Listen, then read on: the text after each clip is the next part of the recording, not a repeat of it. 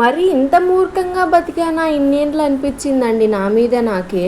అందరూ వేడి వేడి అన్నంలోకి ఆవకాయ నెయ్యి వేసుకొని తింటే ఉంటుంది స్వర్గం అని అది ఇది అని చెప్తుంటే టెంప్ట్ అయ్యేదాన్ని తప్పించి ట్రై చేయాలంటే భయం అనమాట. అమ్మో ఉత్త ఆవకాయతో తింటే కడుపు మంటేస్తుంది అది ఇది అని చెప్పేసి ఎప్పుడూ ట్రై చేయలేదు నిజం చెప్తున్నా ఇన్నేళ్లలో.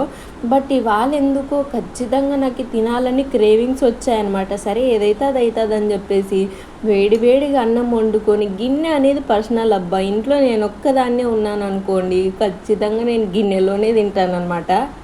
గిన్నెలోకి ప్రియా పికిల్ వేసుకున్నాను అబ్బా. ఈ ఊరగాయలు ఆన్లైన్లో కొందామంటే గొడవలు ఎక్కువైపోయినాయి కదా, అదంతా ఎందుకులే అని చెప్పేసి ప్రియా పికిల్ ఆర్డర్ పెట్టుకుని మంచిగా అన్నంలోకి వేసి నెయ్యి వేసుకొని కలుపుతుంటే ఆ వాసనే నోరు ఊరిపోతుందండి. అసలు అప్పుడే టేస్ట్ అర్థమైపోయింది అనమాట ఇన్ని రోజులు వేస్ట్ చేశానని.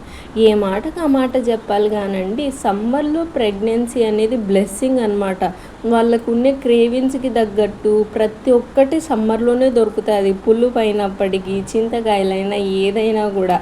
ఇక అన్నం విషయానికి వస్తే కలుపుతుంటేనే చూసారా ఆ కలరు అసలు బాగా టెంప్టింగ్ ఉంది. బాగా ముద్ద కట్టుకొని తింటుంటే ఉంది చూడండి, ఆహా ఇన్ని రోజులు మిస్ చేశానా అనిపించింది. నాలాగే ఎవరైనా మూర్ఖులు ఉంటే ప్లీజ్ తినండి అబ్బా మీరు.